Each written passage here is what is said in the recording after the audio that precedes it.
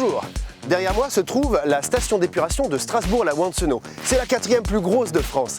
Ici, un projet ultra ambitieux d'un point de vue technologique et environnemental a été soutenu à hauteur de 2,4 millions d'euros par Life Plus, l'instrument écolo-financier de la Commission européenne. Avec le I d'épuration et le A de méthane, j'obtiens Biovalsan. Mon compte triple.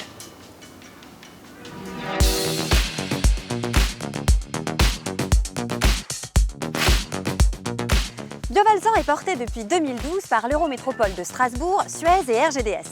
Le projet a pour objectif de transformer les eaux usées générées par les habitants des 28 communes du territoire en ressources énergétiques consommées localement et neutres en carbone. Mais comment cela est-il possible? Je n'en sais rien! Allons rejoindre Clément pour une petite entrée en matière.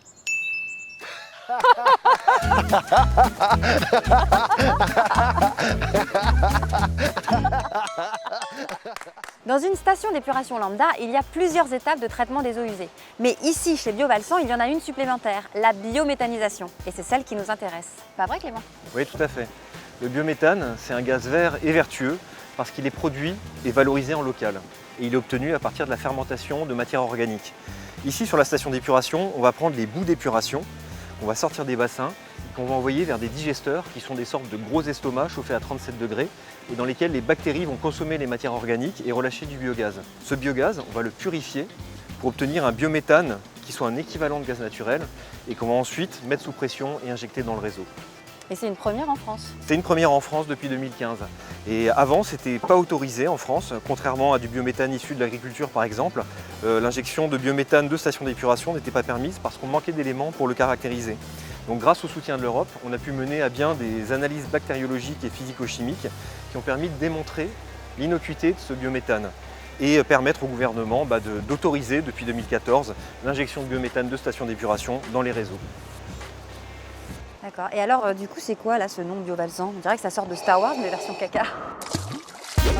À ce jour, il y a 3,5 millions de mètres cubes de biométhane qui ont été injectés dans le réseau. C'est une production de 18 gigawattheures, ce qui équivaut à la consommation de 5000 logements en basse consommation.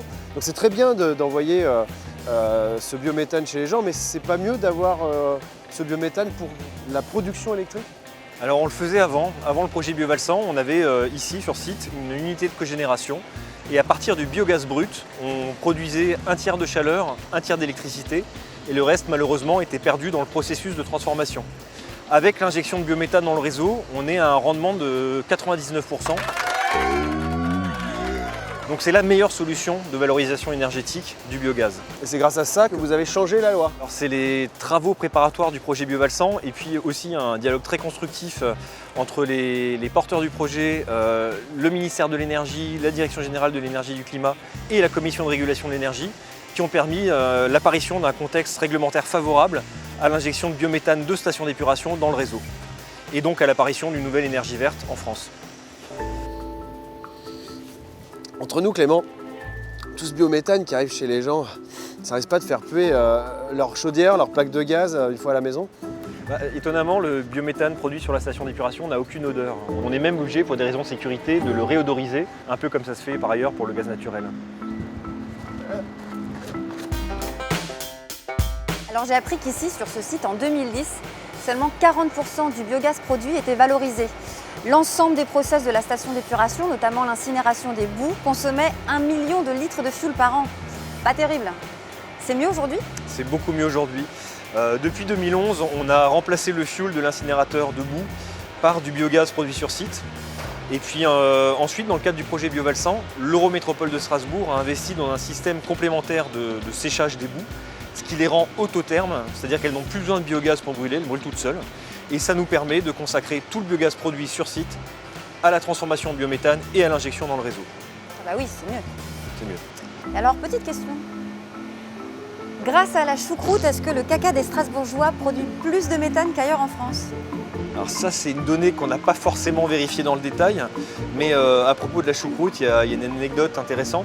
À 30 km d'ici, il y a une station d'épuration qui a été construite il y a 5 ans et financée en partie par l'Europe, par le FEDER, et où on traite les jus de choucroute de l'industrie locale de production de choucroute. Et on s'est rendu compte que le biogaz produit à partir des jus de choucroute contient beaucoup plus de biométhane que le biogaz classique. Grâce à ce projet, la station d'épuration a réduit de 66% ses émissions de gaz à effet de serre, notamment en évitant le rejet. Non, Roger, c'est pas pour toi. En évitant le rejet de 7000 tonnes de CO2 par an. C'est énorme. C'est toute la collectivité qui a atteint 90% des objectifs du plan climat 2050 avec 35 ans d'avance. 35 ans. Et ce n'est que le début. Biovalsan fait des petits. Depuis l'injection des premiers mètres cubes de biométhane dans le réseau en septembre 2015, de nombreuses autres villes françaises ont emboîté le pas à Strasbourg. Angers, Tours, Grenoble. Et fin 2018, 16 stations d'épuration seront équipées d'unités de production de biométhane. Nos cacas n'ont pas fini de nous surprendre.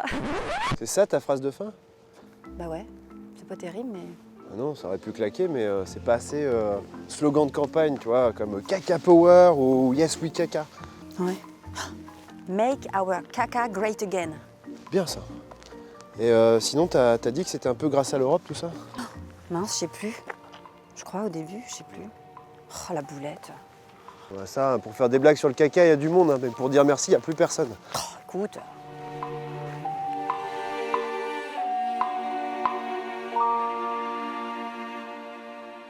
Ah! Un magasin! Ça tombe bien, j'avais des courses à faire. Lenny, malheureuse, ne va pas dans ce magasin. J'ai l'impression qu'il n'y a que de la merde.